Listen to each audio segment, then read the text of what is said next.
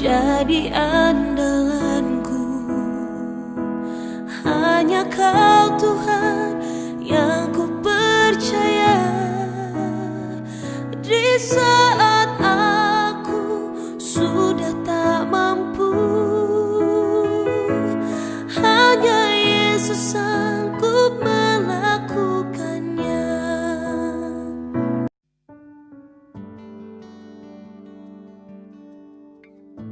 Sejahtera bagi kita semua, Shalom, Om Swastiastu, Namo Buddhaya, salam kebajikan. Perkenalkan, nama saya Esther Cynthia dengan NIM 191110119. Apa kabar kalian pada hari ini? Saya berdoa dan berharap kabar kalian baik-baik saja dan tetap semangat apapun masalah yang kalian hadapi di situasi pandemi kali ini, karena kita percaya bahwa Tuhan selalu memelihara kita, selalu menyertai kita apapun keadaannya. Nah, sebelum saya memasuki pembahasan video pembelajaran kali ini, saya akan membahas topik pembahasan kita pada hari ini, ialah akulturasi hermeneutika dan invasi budaya. Apa sih tujuannya saya membahas kali ini video tentang hermeneutika dan invasi budaya? Tujuannya adalah karena hermeneutika merupakan ilmu yang menjelaskan tentang teori-teori, prinsip-prinsip, dan metode-metodenya. Sedangkan invasi budaya mampu menguji kemampuan kita dalam mengaplikasikan penafsiran Alkitabiah serta mengaplikasikan dalam studi kasus kehidupan kita sehari-hari. Itu merupakan hal yang terpenting. Bapa, Putra, dan Roh Kudus, apapun yang ku Kali ini saya akan menafsirkan sebuah hermeneutika budaya. Sebelum saya memasuki materinya, saya akan memperkenalkan diri sesuai profil yang saya tampilkan di layar kalian semua. Saya merupakan manusia yang memiliki gaya hidup minimalis serta mencintai lingkungan hidup dalam bentuk apapun. Menjaga dan menuntun hidupku damai. Sebelum kita masuk materi lebih mendalam, saya akan menjelaskan sumber buku yang saya gunakan pada video materi pembelajaran kita pada hari ini. Yang pertama adalah Henry R. Fickler dan Caroline Gerber Ayayo pada tahun 2015 yang memiliki judul Hermeneutik, Prinsip-prinsip dan Proses Interpretasi Alkitabiah. Yang kedua ada Gary Radford pada tahun 2005 dengan judul On the Philosophy of Communication, dan yang terakhir Ahmad Sihabuddin pada tahun 2011 dengan judul Komunikasi Antar Budaya.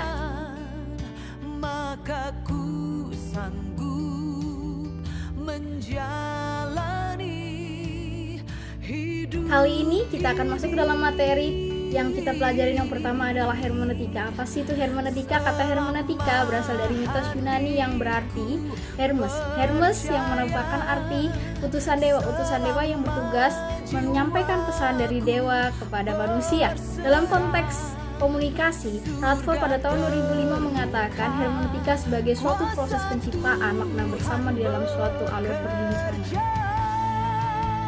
Ku terima kuasa yang datang dari Bapa. Ini saya akan menjelaskan tujuan tentang hermeneutika. Apa sih tujuannya?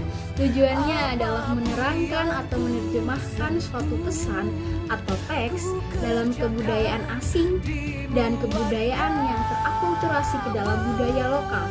Setiap individu pasti memiliki cara pandang dalam menganalisa simbol, pesan, atau perilaku asing bagi mereka. Hermeneutika di sini untuk menyelesaikan persoalan tersebut.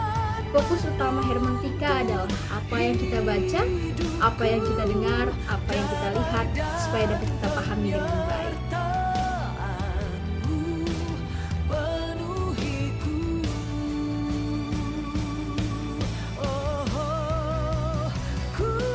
Hermeneutika merupakan bagian dari teologi biblika. Mengapa?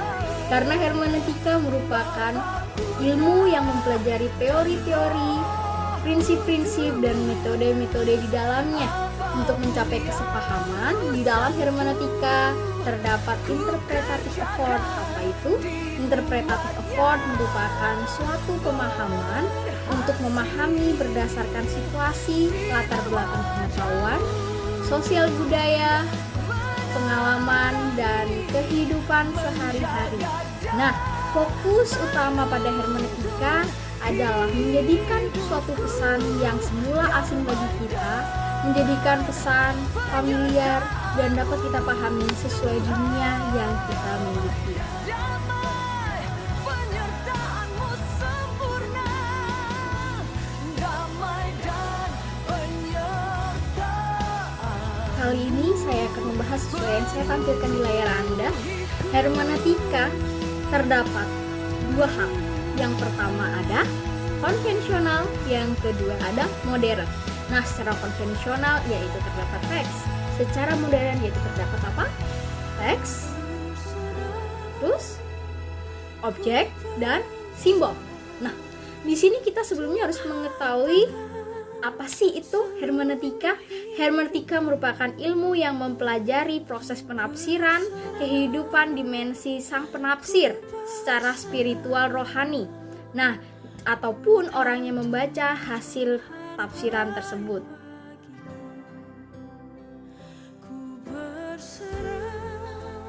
Kali ini saya akan membahas hermeneutika secara konvensional sebagai teks.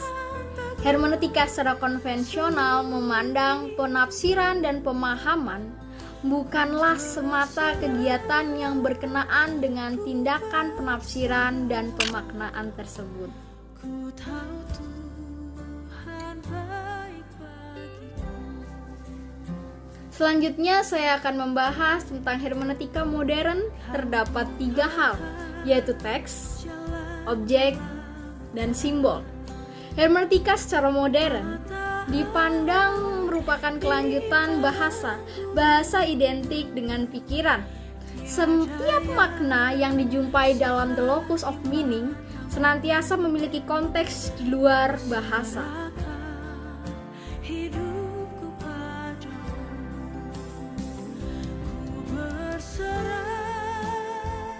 ku berserah, Tuhan pegang. Kali ini kita akan membahas tentang culture invasion. Dapat diartikan juga dengan invasi budaya. Secara harfiah, invasi budaya adalah masuknya unsur-unsur budaya asing ke dalam budaya lokal yang mengakibatkan perubahan budaya. Invasi budaya hanya dapat dikekalkan oleh proses difusi dan akulturasi. Dalam proses invasi budaya ini memiliki 4 pengaruh tatanan budaya lokal yang bisa kita sebut oleh effort of culture invasion.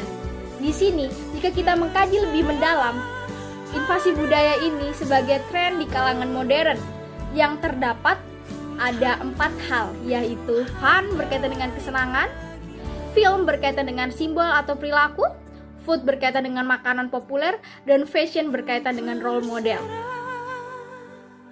Ku berserah, Tuhan pegang seluruh hidupku. Ku berserah. Saya akan menjelaskan tentang hermeneutika dalam kajian budaya. Hermeneutika dalam kajian budaya dapat digunakan ketika menerjemahkan pesan, simbol, dan perilaku baik secara verbal maupun non-verbal.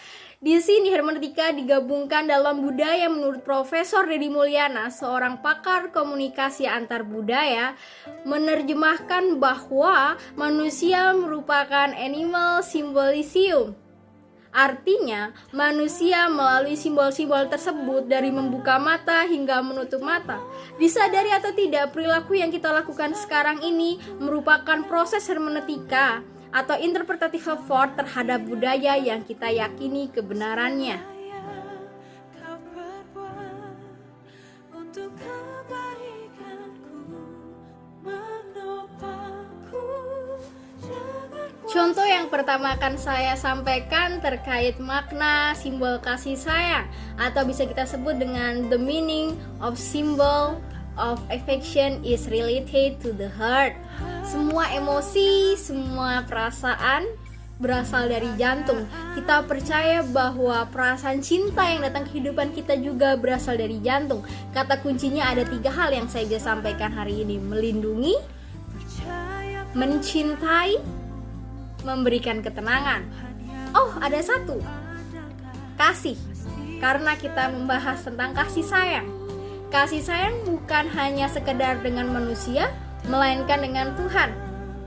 Kasih sayang hadir dari 3 hal: kebaikan, kemurnian, dan ketulusan hati. Jalan di depanku, segala yang kau perbuat untuk kebaikanku.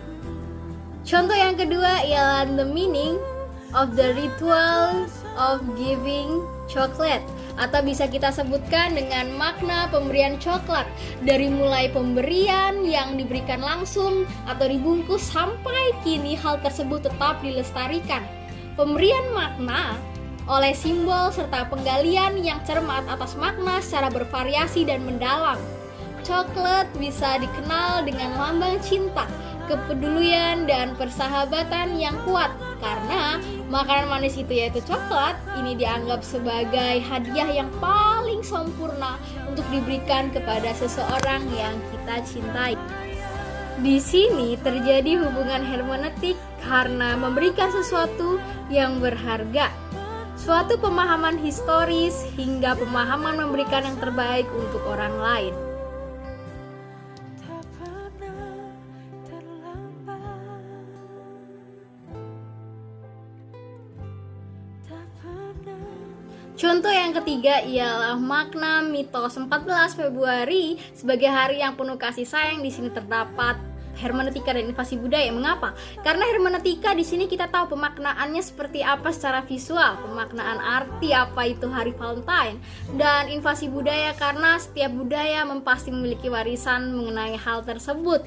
Di sini terdapat interpretasi makna secara hermeneutika dan invasi budaya dalam ilmu untuk memahami makna yang terkandung dalam mitos-mitos tersebut. Nah, di sini dalam arti terminologisnya juga mengatakan bahwa suatu proses yang mengubah suatu situasi ketidaktahuan menjadi mengerti. Di sini terdapat esensi romantisnya, ya ialah itu soal bagaimana perasaan pasangan akibat tindakan yang dilakukannya.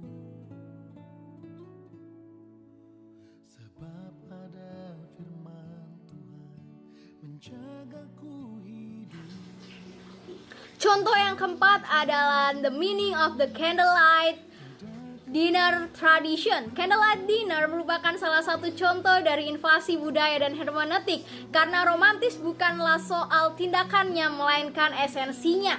Di sini cahaya lilin diutamakan karena menandakan jalan menunjukkan makna sejati. Di sini candlelight dinner memiliki kedudukan istimewa dalam budaya dan tradisi.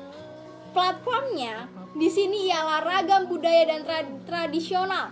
Menurut studi, denyut kembali meningkat setelah menghirup asap lilin. Mengapa? Karena cahaya lilin itu menandakan jalan mewujudkan makna sejati kehidupan manusia, mewakili spiritualitas, pengabdian, dan iman.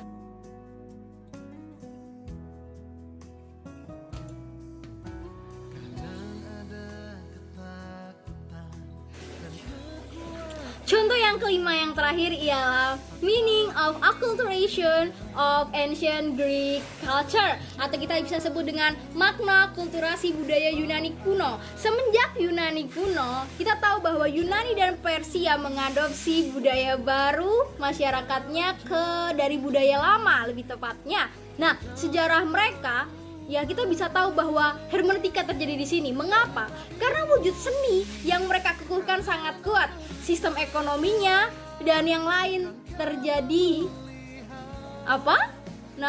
dualistis, yaitu tradisional dan modern, sehingga terjadi hubungan simbiosis. Di sini kita bisa tahu bahwa pada masa Yunani kuno, hermeneutika sudah menjadi wacana dan kajian filsafat.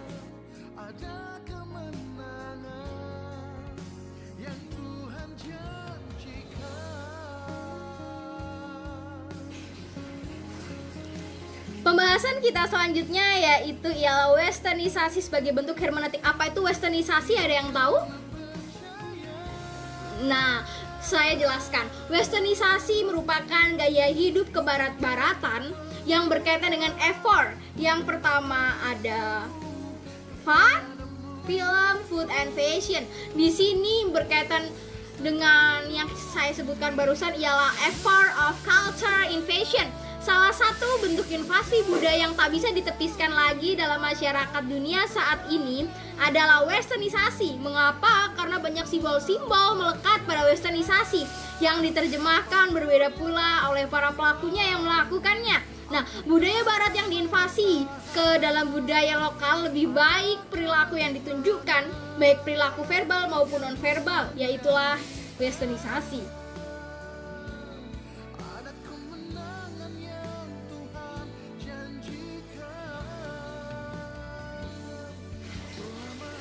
Westernisasi, saya ambil contoh ialah Pizza Hut. Mengapa? Karena tanpa kalian sadari berapa banyak orang di Indonesia ini mengkonsumsi, menikmati sajian ini. Sebenarnya, ya, tanpa kalian sadari juga terdapat interpretative effort di dalamnya. Mengapa? Karena kalian mengalami suatu proses memahami situasi berdasarkan latar belakang, pengetahuan, kebudayaan sosial, terus pengalaman dan kehidupan pribadi. Nah, tanpa kalian sadari pada saat kalian masuk ke restoran Pizza Hut, kalian bermain gengsi di situ. Aku tidak suka makan di restoran yang ecek-ecek. Aku tidak suka makan di kaki lima. Aku tidak suka makan di warteg. Lebih baik aku makan di Pizza Hut. Harganya mahal tapi terjangkau. Harganya mahal tapi aku hidup kebarat-baratan. Di sini terjadi adanya effort of culture invasion, yaitu fun berkaitan dengan kesenangan, food berkaitan dengan makan populer yang Italia datang ke Indonesia dong. Kita bangga dong kita menjadi warga Indonesia.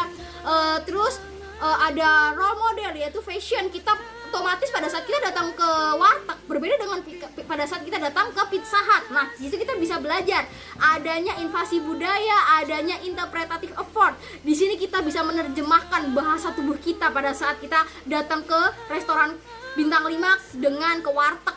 Nah, kita bisa tahu juga, kita bisa pelajari banyak hal di restoran Pizza Hut ini. Pada saat ia menghadapi begitu sengitnya kompetisi di ranah restoran cepat saji, mereka menggunakan strategi programatik. Apa itu strategi programatik?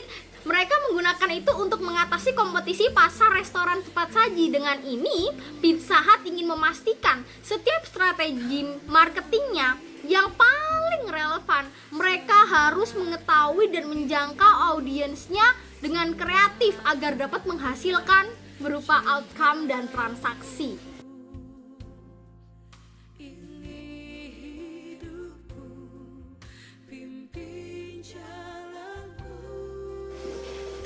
Yang terakhir yang akan saya bahas ialah kategori simbol pakaian sederhana.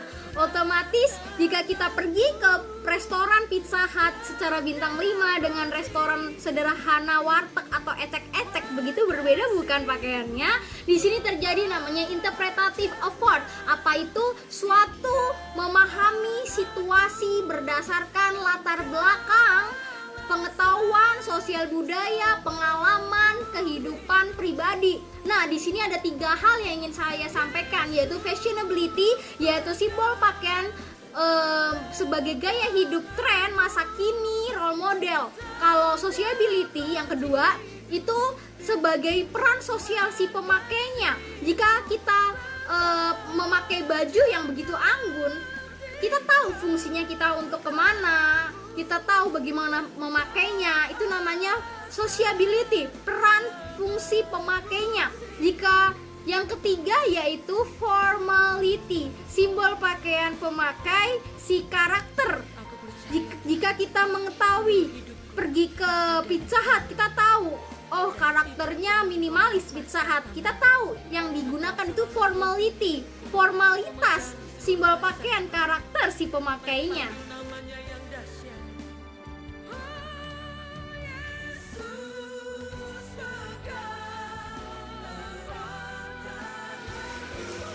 Sekian video pembelajaran yang saya sampaikan pada hari ini.